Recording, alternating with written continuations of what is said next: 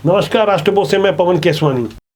छत्तीसगढ़ की राजधानी रायपुर के महापौर एजाज ढेबर और उनके भाई होटल कारोबारी अनवर ढेबर के यहाँ जैसे ही ईडी की छापेमारी हुई तो उनके समर्थकों ने सीआरपीएफ के जवानों के साथ झड़प की, जैसा कि आप तस्वीरों में देख पा रहे हैं। इसी तरह से आईएएस अनिल टुटेजा, शराब कारोबारी अमोलक सिंह भाटिया और शराब बनाने वाली फैक्ट्री कुम्हारी में जो है उसके संचालक उदय राव, इनके यहाँ भी ईडी की छापेमारी हुई है। दुर्ग के विनोद बिहारी और भिलाई के पप्पू बंसल जैसे तमाम नाम है जिनके यहाँ ईडी लगातार 28 और 29 मार्च को छापेमारी करते रही। इसके अलावा बिलासपुर और रायगढ़ में अनेक जगह छापेमारी की खबर है। रायगढ़ के उद्योगपति योगेश सिंघल और जमीन कारोबारी आलोक रतेरिया जैसे अभी नाम जो सामने है, इसके अलावा कितने और नाम जुड़ सकते हैं ये कह पाना मुश्किल है, लेकिन लगातार छत्तीसगढ़ में कांग्रेस नेताओं के ठिकानों पर छापेमारी हो रही है।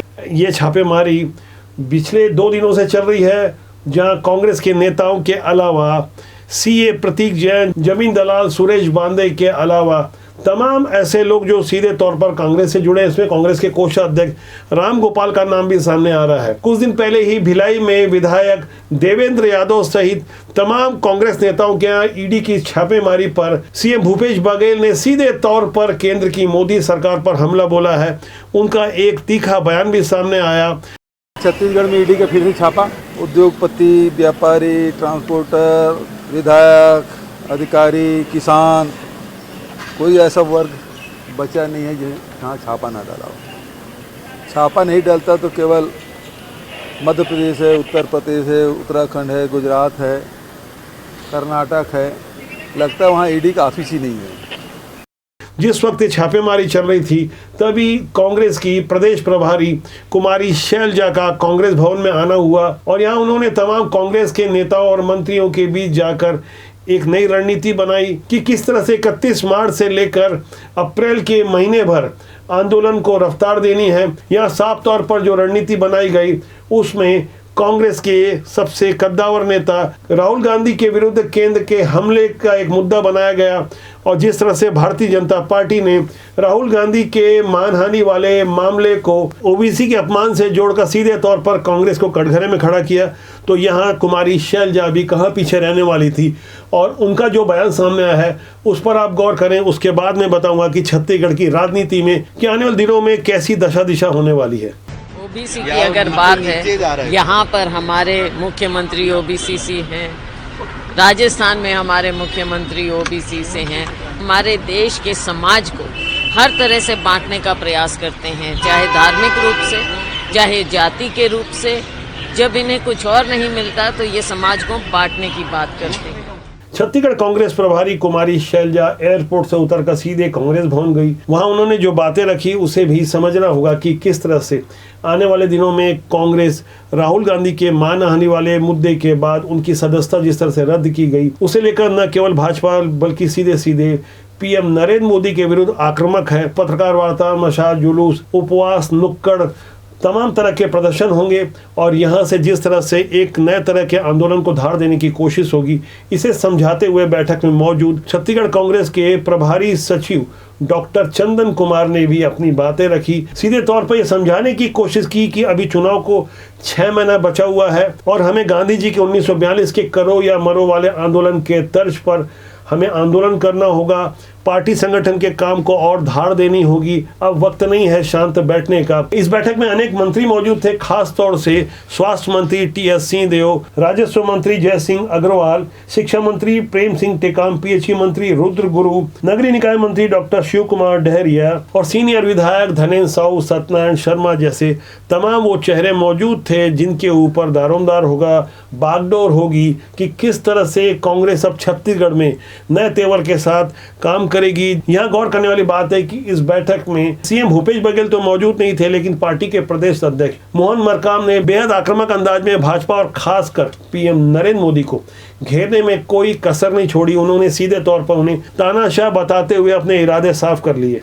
आत्मविश्वास से लबरेज पीसीसी चीफ राजनांदगांव में इस बैठक से पहले मीडिया के सामने कुछ इस तरह का बयान दे रहे थे।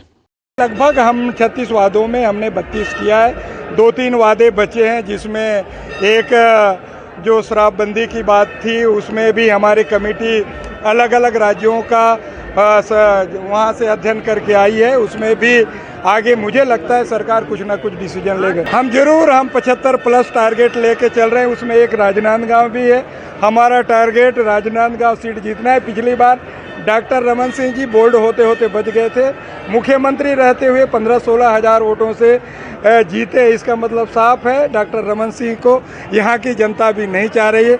हमें उम्मीद है 2023 के चुनाव में हम राजनांदगांव विधानसभा भी जीतेंगे और लोकसभा भी जीतेंगे। यहाँ गौर करने वाली बात यह है कि सीधे तौर पर कांग्रेस जिस तरह से अपने प्रत्येक बयानों में पीएम नरेंद्र मोदी का नाम लेकर उनके ऊपर जो आरोप लगा रही है, उसके पीछे जो एक बहुत बड़ा कारण नजर आ रहा है कि कांग्रेस को भी ये अच्छी तरह से पता है कि इस बार के विधानसभा चुनाव में केंद्र की साफ तौर पर छाप होगी और जिस तरह से पीएम नरेंद्र मोदी की छवि देश भर में निर्मित हुई है, उसका सीधा लाभ भारतीय जनता पार्टी को होगा। पीएम नरेंद्र मोदी का नाम लेकर अडानी के मुद्दे पर कांग्रेस जिस तरह से हमलावर है और जिस तरह से उन्होंने अपने कार्यक्रमों को डिसाइड किया है, उसकी तारीखों और क्रम को अगर आप गौर करें तो आपको पता चल जाएगा कि बदले हुए हालात में कांग्रेस ने खासकर छत्तीसगढ़ में अपनी कौन सी ऐसी बड़ी रणनीति बनाई है जिसे लेकर भारतीय जनता पार्टी के नेता भी पशोपेश में हैं। पहले आप कांग्रेस के कार्यक्रमों पर गौर करें, उसके बाद में भारतीय जनता पार्टी की तरफ आऊंगा कि छत्तीसगढ़ की राजनीति में अब भारतीय जनता पार्टी क्या करने जा रही है। एक नजर आप अपनी स्क्रीन पर छत्तीसगढ़ के कांग्रेस के कार्यक्रमों पर गौर करें तो 31 मार्च को ब्लॉक स्तर पर मशाल रैली, 31 मार्च को ही जिला स्तर पर पत्रकार वार्ता, 1 से 5 अप्रैल के बीच ब्लॉक स्तर पर विधायकों की पत्रकार वार्ता और उसके अलावा ब्लॉक स्तर पर नुक्कड़ सभा, सोशल मीडिया कैंपेन भी चलाया जाएगा। इसी तरह हर संभाग स्तर पर कार्यकर्ताओं के सम्मेलन और आयोजनों की रूपरेखा तय हुई है। विधायकों को इसके लिए कमान दी गई है। राज्य स्तर पर जय भारत सत्याग्रह के नाम से एक अलग सत्याग्रह चालू किया जा रहा है, जिसमें बड़े स्तर की कोई विशाल आम सभा भी होगी। प्रदेश स्तर पर 1 दिवसीय उपवास का कार्यक्रम होगा। बूथ स्तर पर कमेटियों का गठन किया जाएगा और अपने आंदोलन को इसी बूथ स्तर पर ले जाने की योजना है। विधानसभा वार प्रशिक्षण और संकल्प शिविर का आयोजन होगा और हर ब्लॉक स्तर पर धरना, पुतला दहन, मशाल रैली, सत्याग्रह के साथ साथ परिचर्चा होगी। एक साथ इतने सारे कार्यक्रम आमतौर पर भारतीय जनता पार्टी की ओर से तय किए जाते थे, लेकिन कांग्रेस भी अब उसी तर्ज पर सिलसिलेवार ढंग से अपने कार्यक्रमों की रूपरेखा तय कर चुकी है। भारतीय जनता पार्टी के पदाधिकारियों से हमारी जब चर्चा होती है तो वो अपनी परेशानी बताते हैं कि किस तरह से उनके लिए एक के बाद एक तारीखों के अनुसार कार्यक्रम तय किए गए हैं। उन्हें 1 मिनट शांत नहीं बैठने दिया जा रहा है। बूथ स्तर पर जिस तरह का micro management Bharatiya Janata party पर हो रहा है, कुछ उसी तर्ज पर कांग्रेस ने भी बूथ स्तर पर अपनी तैयारियों में कसावट लाने की बात की है। जिस तरह से भारतीय जनता पार्टी अब कर रही है, कांग्रेस भी कुछ वैसे ही बूथों पर अब ध्यान दे रही है। इसके पहले कांग्रेस की रणनीति नहीं होती थी, लेकिन यहाँ गौर करने वाली बात यह है कि भारतीय जनता पार्टी छत्तीसगढ़ में इस बार अकेले बिल्कुल नहीं लड़ रही है। अनुषंगिक संगठन काफ़ी पहले से लग चुके हैं।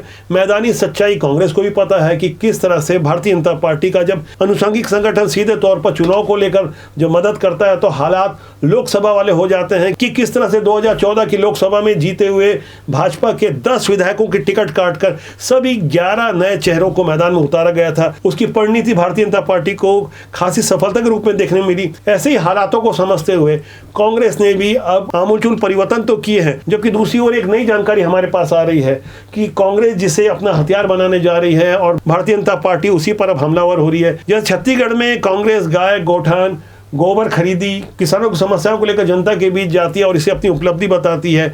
भारतीय जनता पार्टी उसमें ढेर सारी कमियों के साथ जनता के बीच जा रही है और बताने की कोशिश कर रही है कि योजनाओं पर बात करना और योजनाओं को लागू करना दोनों बातें अलग अलग है। तथ्यों और आंकड़ों के साथ जब जनता के बीच जाया जाता है तो जाहिर तौर पर उसके परिणाम भी अप्रत्याशित हो सकते हैं, क्योंकि मौजूदा दौर की जनता पहले से कहीं ज़्यादा स्मार्ट हो चुकी है। खासकर युवा पीढ़ी सोशल मीडिया के दौर में, इंटरनेट के ज़माने में सब कुछ जानकारी अपने पास रखती है। यहाँ छिपाने लायक कुछ नहीं होता। ऐसे ही बदले बदले हालात में हमारी कोशिश होती है कि हम राजनीति और सामाजिक क्षेत्रों से जुड़ी हर वो जानकारी आप तक ला कर दें जिसका सीधा सरोकार आपसे है। हमारी कोशिश रहती है कि राजनीति में अच्छे लोग आए, राजनीति की सुचिता के लिए हम काम कर सके जिससे देश और समाज का भला हो सके। राष्ट्रबोध का सूत्र वाक्य है, राष्ट्र हित सर्वोपरि। समाज हित में हमारी कोशिशों के बारे में आपकी क्या राय, कमेंट बॉक्स में जाकर जरूर लिखिएगा। आज के लिए इतना ही। बहुत जल्दी मेरी आपसे फिर मुलाकात होगी। नमस्कार।